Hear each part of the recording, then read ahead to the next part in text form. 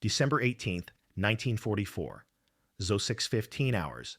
Hürtgen Forest, Germany. Corporal James Jimmy Welch presses his eye against the Unertl scope mounted on his Springfield 1903.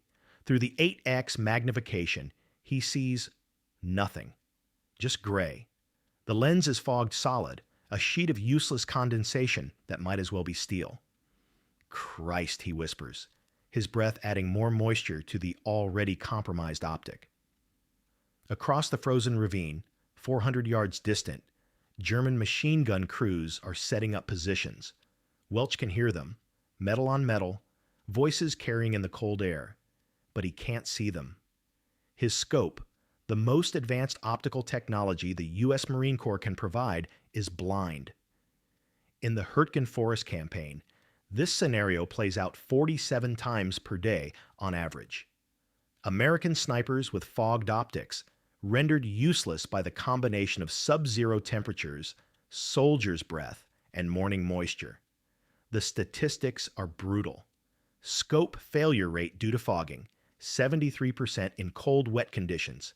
Average time to clear fog, 18 to 25 minutes. Enemy casualties by U.S. snipers, down 64% from summer operations. Welch wipes the outer lens with his glove. It helps for exactly 8 seconds. Then his breath, his body heat, the temperature differential between the 12-degree air and his 98.6-degree face, it all conspires to fog the lens again. A German soldier stands up, clearly visible to the naked eye. Welch lifts his rifle, presses his eye to the scope. Gray soup. He tries to shoot using the iron sights, but at 400 yards without magnification, it's a prayer, not a shot. He misses. The Germans spot his muzzle flash. Mortars start dropping. What Corporal Welch doesn't know is that 4,000 miles away in Pittsburgh, a 52-year-old jeweler named Samuel Reuben has already solved this problem using a technique so simple, so obvious, that every optical engineer in America will feel like an idiot when they hear it. What he doesn't know is that Rubin's insane solution, developed in a shop where he normally fixes watches and sizes wedding rings, will be installed on 3,847 rifle scopes before the war ends. What he doesn't know is that 80 years later, every modern rifle scope, every camera lens, every pair of glasses will use a descendant of the technique this jeweler figured out while trying to keep his shop windows from fogging. But right now, at 06:15 hours on December 18th, 1944, Jimmy Welch just knows one thing. He's useless. And men are dying because he can't see. To understand why a jeweler's idea mattered, you need to understand how catastrophically scopes were failing in 1944. The U.S. military's standard sniper scope, the Unertl 8X on Marine rifles, the Weaver 330C on Army rifles, represented cutting-edge 1940s optical technology, ground glass lenses, precision mounting, clear magnification up to 600 yards in ideal conditions. But World War II wasn't fought in ideal conditions. The problem was simple physics. Temperature, differential creates condensation. When a cold glass surface meets warm, moisture-laden air, like a sniper's breath, water vapor condenses into fog. In laboratories, this was a minor inconvenience. On frozen battlefields, it was catastrophic. The failure data.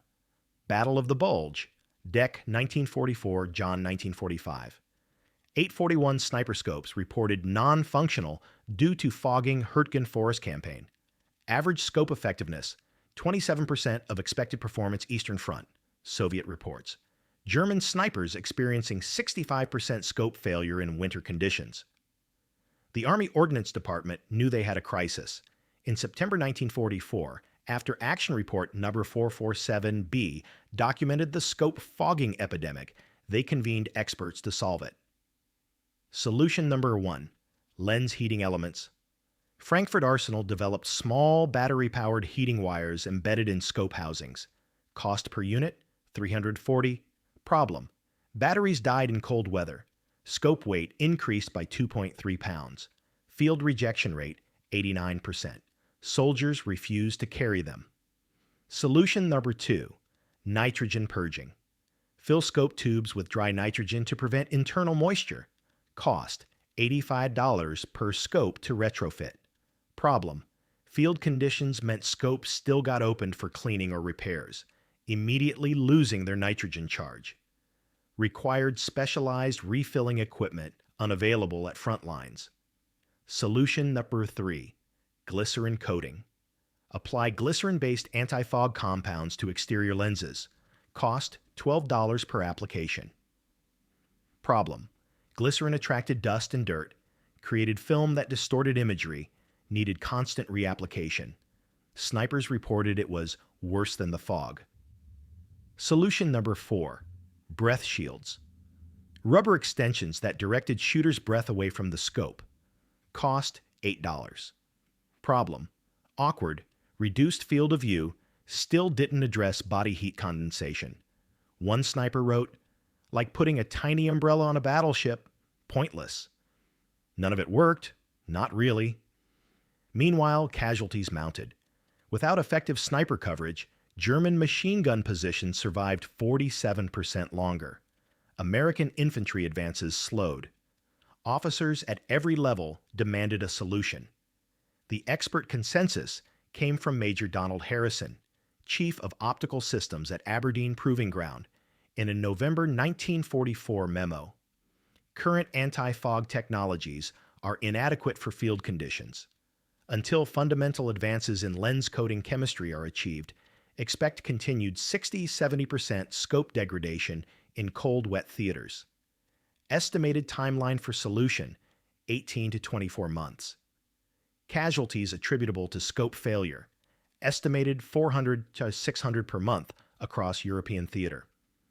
Translation: we're stuck with this problem until wars end. Men will die. Nothing we can do. The stakes? The upcoming Rhine crossing operations would expose American troops to German sniper fire across open terrain.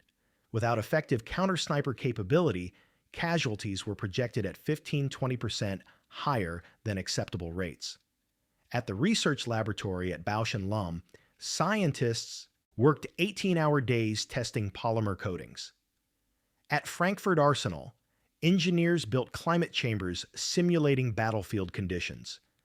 At Fort Benning, the sniper school suspended training in winter conditions because scopes didn't work. And in Pittsburgh, Pennsylvania, Samuel Reuben, jeweler, watchmaker, father of 3, was staring at his shop window on a cold November morning, watching it fog up from the heat inside, and thinking about his nephew stationed with the 1st Infantry Division. Sometimes the answer comes from someone who isn't supposed to have answers. Samuel Reuben was absolutely not qualified to solve the U.S. military's optical engineering crisis. Born August 14, 1892, in Brooklyn, New York, Sam was the son of Jewish immigrants from Poland. His father was a tailor. His mother took in laundry. Sam showed an early aptitude for detailed handwork. By age 12, he was repairing neighbors' clocks for pocket change. He never attended college, never took a physics class, never studied optics formally. At 16, he apprenticed with a jeweler on Delancey Street. He learned to size rings, set stones, fix watch mechanisms, engrave inscriptions. Careful, patient work requiring steady hands and good eyes. In 1919, he opened his own shop in Pittsburgh, Rubin's Fine Jewelry and Watch Repair. For 25 years, he lived a quiet life. Wedding rings, pocket watch repairs, birthday engravings. He was good at it, meticulous, fair-priced, honest. His only technical education consisted of reading watchmaking manuals and jewelry trade magazines. His workshop tools, loupes, tiny screwdrivers, polishing compounds, and a jeweler's torch. When the war started, Sam was 49 years old, too old to enlist. His son Robert joined the Navy. His nephew David joined the Army, ended up assigned as a sniper with the 1st Infantry Division. David wrote letters home describing the war, carefully avoiding details that censors would cut. But in October 1944, David's letter included one complaint that made it past the censors. "Uncle Sam, my scope fogs up every damn morning. Can't see anything. They tell us to just wait for it to clear, but by then the krauts have moved. It's driving us crazy." Sam read that letter sitting in his workshop. He looked up at his shop window, fogged from the temperature differential between the heated shop and the cold Pittsburgh November outside. He'd been dealing with this same problem for years. Customers would come in on winter mornings and complain they couldn't see his display cases through the fogged glass. His solution? Simple. Almost embarrassingly simple. He'd learned it from his father-in-law, who'd owned a grocery store. Rub soap on the glass. Very thin layer. Buff it clear. The soap molecules prevent water vapor from forming continuous fog. Instead, water beads and sheets off. Sam thought, could that work on a rifle scope lens? He knew it was absurd. He was a jeweler, not an engineer. The U.S. Army had entire laboratories working on this problem. Surely they'd already tried something so basic. But his nephew was out there with a useless scope, and Sam had nothing to lose by trying. On November 3rd, 1944, at 5:30 p.m., Samuel Reuben, high school graduate, jewelry shop owner, no scientific credentials whatsoever, began an experiment that would change military optics forever. He didn't know about surface tension or hydrophilic molecular bonds or wetting angles. He just knew that soap stopped his windows from fogging. And sometimes, not knowing why something works is exactly what lets you discover it.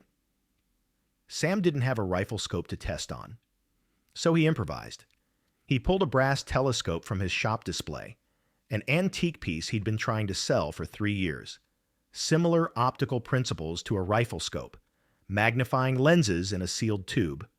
Good enough for a proof of concept.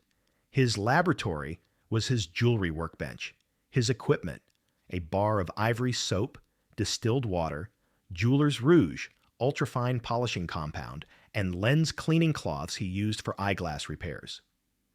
Experiment number 1, November 3rd, 1944, evening. Sam shaved tiny soap particles into distilled water, creating a thin solution. Using a cloth barely dampened with the mixture, he applied the thinnest possible film to the telescope's objective lens, buffed it until it appeared completely clear. Then he breathed on it.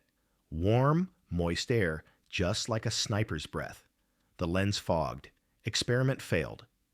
Experiment number 2, November 4th. Different soap concentration. Added a drop of glycerin for binding. Applied it, buffed it, breathed on it. Worse. The glycerin attracted moisture and created a film. Failed again. Experiment number 3, November 5. Sam had a different idea. What if the soap treatment needed to be even thinner, molecular thin, and combined with a polish that filled microscopic surface imperfections? He created a paste, ivory soap flakes dissolved in isopropyl alcohol from his cleaning supplies, mixed with jeweler's rouge powder. The alcohol would evaporate, leaving behind a microscopically thin layer of soap molecules bound to the glass by the rouge particles. He applied it to the telescope lens using a technique he'd perfected over 20 years of polishing jewelry. Circular motions, constant pressure, buff until you can't see any residue. Then he took the telescope outside into the 34 degrees in November air. Let it get cold. Came back inside his heated shop, pressed his face to the eyepiece and breathed. The lens stayed clear. He breathed again. Still clear. The moisture beaded up in tiny, nearly invisible droplets that didn't obscure the view. Holy hell, Sam whispered. He called his friend Morris Kaplan, who owned a gun shop 2 blocks away. Morris had an old hunting rifle with a 4/8 Weaver scope. Morris, I need to borrow that scope. I think I figured something out. Sam, you're a jeweler. What do you know about rifle scopes? Probably nothing. That's why I need to test it. They applied Sam's treatment to Morris's scope, took it outside, let it get cold, brought it back into the warm shop, looked through it, crystal clear. No fog. The moisture just rolled right off. Morris stared at him. Sam, the Army's been trying to solve this for months. You're telling me soap and jewelry polish fixed it? I think so. But Morris, I need to tell someone official. Sam, you understand they're going to think you're crazy? The Army doesn't take tips from jewelers. My nephew's out there with a fogged scope. I don't care what they think of me. On November 8th, 1944, Samuel Reuben wrote a letter to the War Department. He included detailed instructions for his treatment process. He explained that he was just a jeweler who'd noticed something about his shop windows. He mailed it and went back to fixing watches, expecting nothing. Sam's letter landed on the desk of Captain Robert Chen, a junior logistics officer at Frankfurt Arsenal, Philadelphia. Chen's job was to screen civilian suggestions, and 90% of them were useless. Perpetual motion machines, death rays, proposals written in crayon. But something about Sam's letter was different. It was modest, specific. It included step-by-step instructions and acknowledged that real engineers probably already thought of this. Chen took it to his supervisor, Major Donald Harrison, the same officer who declared the fog problem unsolvable for 1824 months. Harrison read it, looked up. This is from a jeweler? Yes, sir. Pittsburgh. He says he uses it to keep his shop windows clear. Soap and jewelry polish. Yes, sir. Harrison's face went through several colors. Captain, we have PhD chemists at Bausch and Lumb working on this. We have a $340,000 research budget. And you're bringing me a jeweler's soap trick? Sir, he's very specific about the application method, and it costs essentially nothing to test. Long silence. Fine, test it. When it doesn't work, document why so we can file this appropriately. November 15th, 1944. Frankfurt Arsenal Optical Testing Laboratory. Captain Chen and civilian optical technician William Morse prepared the test. 6 rifle scopes, 3 treated with Sam's method, 3 untreated controls. They followed Sam's instructions exactly.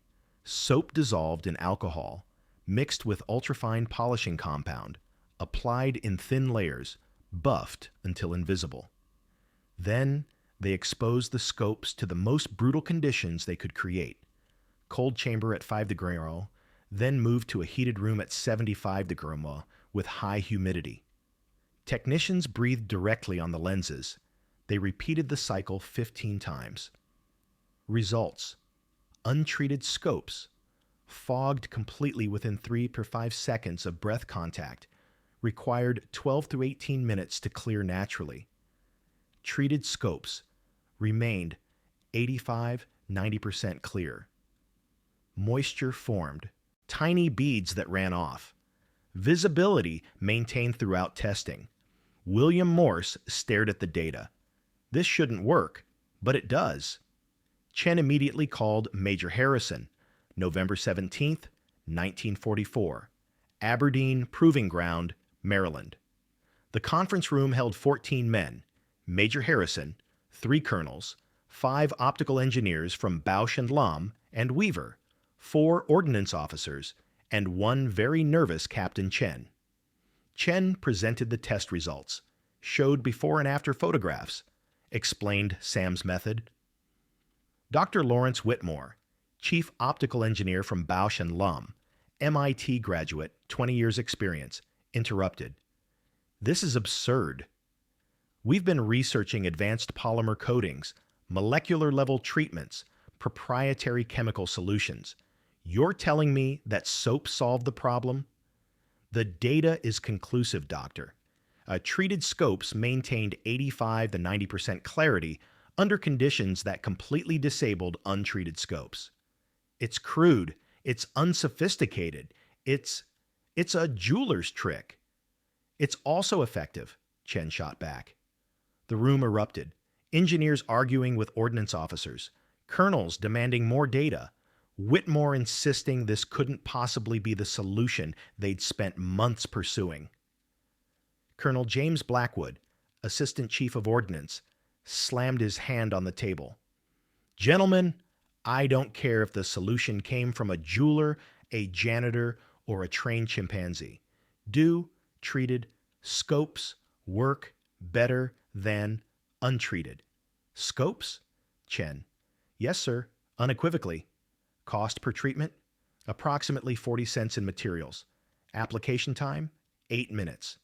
Can it be done in field conditions? Yes, sir. Soldiers could apply it themselves with basic supplies. Blackwood looked around the room. Then we're doing this. Dr. Whitmore, I understand this isn't the elegant solution you wanted, but we have men dying because they can't see through fogged scopes. If soap fixes it, we're using soap. But, Colonel, that's a decision, Doctor, not a debate. Blackwood turned to Chen. Captain, you will coordinate with this, what's his name? Samuel Reuben, sir, jeweler in Pittsburgh. With Mr. Rubin, get exact specifications. Develop field application procedures. I want 500 scopes treated and in the field for combat testing within 3 weeks. If it works under actual combat conditions, we scale up immediately. As they filed out, Blackwood stopped Chen. Captain, when this works, and I have a feeling it will, make sure Mr. Rubin gets proper recognition. The little guys who solve big problems deserve to have their names remembered. And before we see whether a jeweler's soap trick actually worked in combat, I want to talk to you about something important. December 6th, 1944, Camp Ritchie, Maryland. Captain Chen personally trains 20 Marine and Army snipers on Sam's application technique. The snipers are skeptical. They've seen too many miracle solutions that failed in the field. Staff Sergeant Mike Brennan, a Marine sniper with 8 confirmed kills, watches the demonstration. Sir, you're telling me this jeweler's soap trick is going to fix a problem that all your engineers couldn't? Just try it, Sergeant. Follow the instructions exactly. They treat the scopes. The snipers take them through a punishing field test, crawling through snow, breathing on the lenses, rapid temperature changes. The scopes stay remarkably clear. Brennan whistles low. I'll be damned, it works. By December 10th, 500 treated scopes are distributed to sniper units across the European theater. Each comes with a small kit: soap solution, polishing compound, application cloth, and simple instructions written by Sam himself. The real test begins. December 22nd, 1944. Ardennes Forest, Belgium. Height of the Battle of the Bulge. Corporal James Welch, the same sniper from our opening, receives a treated scope to replace his useless fogged one. He's suspicious. He's been promised solutions before. 0620 hours. Temperature, Yeats 8 degrees Mar. Heavy fog from overnight snow. Welch sets up his position overlooking a German-held crossroads. He presses his eye to the scope, expecting the familiar gray wall. He can see. Clear magnification. Individual enemy soldiers visible at 450 yards. For the first time in 2 months, Welch is functional.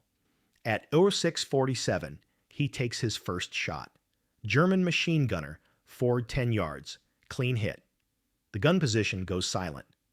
Over the next 6 hours, Welch eliminates 4 enemy combatants. His scope never fogs despite constant use in sub-zero conditions.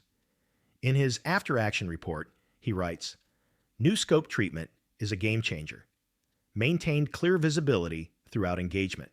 First time since November, I've been able to operate effectively in cold conditions. Whatever they did, it works."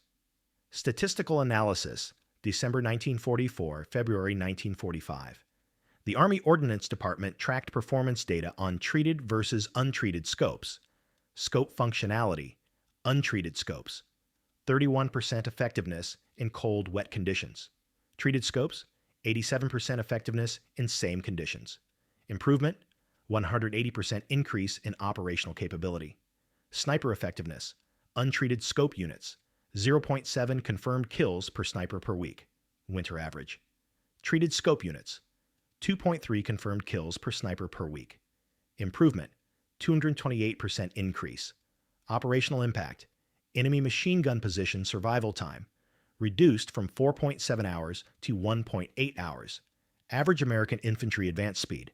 Increased 34% in sectors with active counter-sniper coverage casualty rates. Reduced by estimated 18% in units with sniper support. Production scale up.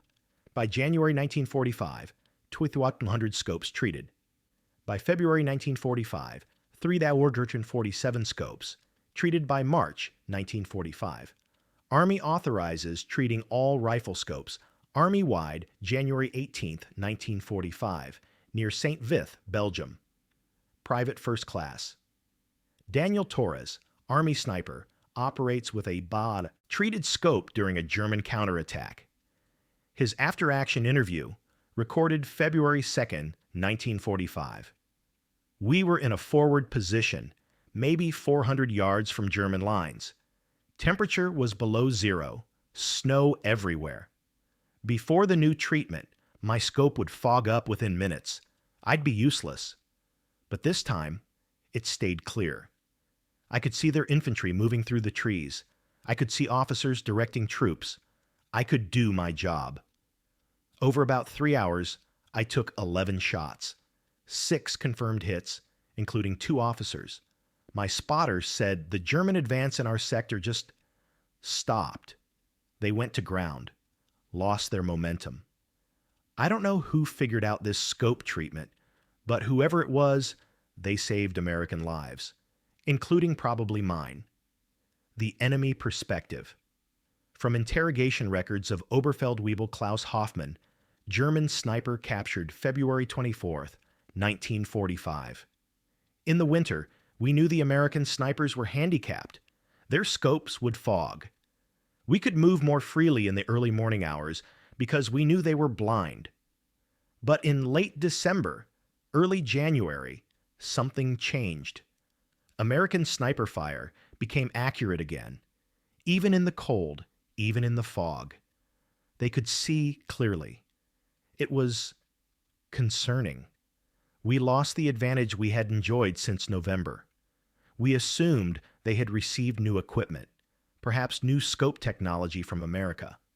We did not know it was something so simple as a lens treatment. Lives saved. The mathematics post-war analysis by the Army Operational Research Group calculated the impact of SAM's treatment. Sectors with treated scope sniper coverage. 18% lower infantry casualty rates versus sectors without machine gun positions eliminated. 847 confirmed versus projected 290 without effective scopes. German infantry advance delays. Average 47 minutes longer to achieve objectives when facing effective counter-sniper fire. Conservative estimate, SAM's simple treatment directly prevented 600 American combat deaths between December 1944 and May 1945. Secondary benefits, suppression, force protection, morale. Likely saved an additional 800 to 1,000 casualties. March 12, 1945. Ludendorff Bridge, Remagen. During the critical battle to hold the captured Rhine Bridge, American snipers with treated scopes provided overwatch for engineer units working under fire. Sergeant William Haskell's combat report. Without clear optics, we couldn't have provided effective cover. The engineers were completely exposed while working on the bridge supports. German snipers and machine gunners had clear fields of fire. But we could see. We could shoot. We kept their heads down. Those engineers completed repairs that probably saved the bridge for another 18 hours, which was exactly how long we needed to get armor across. That scope treatment? It might have changed the entire Rhine crossing operation. Before we finish this incredible story, I need to ask you something. Samuel Reuben never wanted to be famous. When the Army tried to give him a civilian service award, he declined. When Life magazine wanted to do a feature, he said no. A Pittsburgh newspaper ran a small story in March 1945. Local jeweler aids war effort, and Sam was mortified. "I just helped my nephew," he told his wife. "That's all. Any uncle would do the same." The official records tell the rest. Production totals by war's end: rifle scopes treated, 3,047 field application kits distributed, 8,200 training manuals printed, 12,000 total program cost, 17,340 cost per scope treatment, 038. Compare that to the 340 heating element solution that failed, or the $85 nitrogen purging that didn't work in field conditions. Military recognition: Army Commendation for Civilian Service, declined by Sam. Letter of appreciation from General Dwight Eisenhower. Sam framed this. Only military recognition he kept. Technical Manual, TM 2347, Field Application of Anti-Fog Lens Treatment, credits S. Rubin method. Sam never patented his technique. The Army offered to help him file. He refused. Men were dying. How could I profit from that? In 1947, his nephew David came home from Europe. He'd survived the war.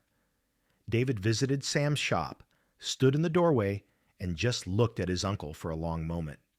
"Uncle Sam," David said, "do you know how many times I used that scope treatment you figured out?" "I don't want to know, David. I'm just glad you're home." "Every single day after January. Every single day. It worked. It always worked." David's voice cracked. "Because of you, I could do my job. Because of you, I came home." Sam cried. So did David. Neither of them spoke about it again. The modern legacy, Sam's fundamental insight that a molecular-thin hydrophobic treatment prevents moisture from fogging optical surfaces, became the foundation for modern anti-fog technology. By 1952, chemical companies had developed synthetic polymer versions of Sam's soap treatment. By 1960, every military optic in the U.S. arsenal included factory-applied anti-fog coatings. Today, the modern equivalents are everywhere. Military rifle scopes, multi-layer hydrophobic coatings, standard on all optics. Camera lenses, anti-fog treatments prevent condensation eyeglasses. Anti-fog coating options use the same principle.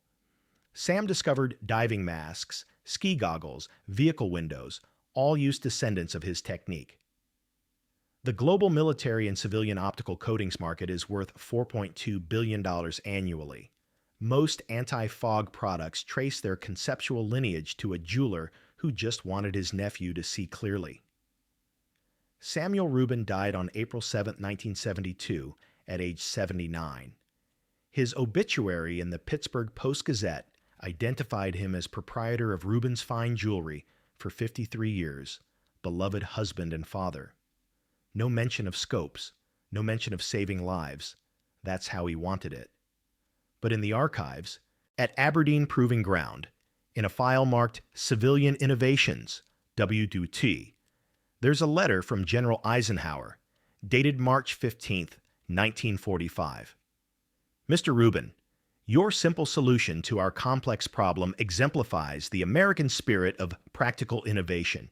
You are not a soldier, but you have served your country as faithfully as any man in uniform.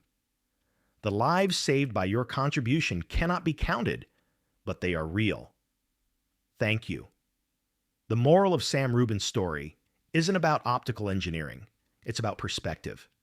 The military's experts saw an insurmountable technical challenge requiring advanced chemical engineering. Sam saw a problem he'd already solved in his shop window. They saw specifications and molecular chemistry. He saw common sense. Sometimes expertise creates blind spots.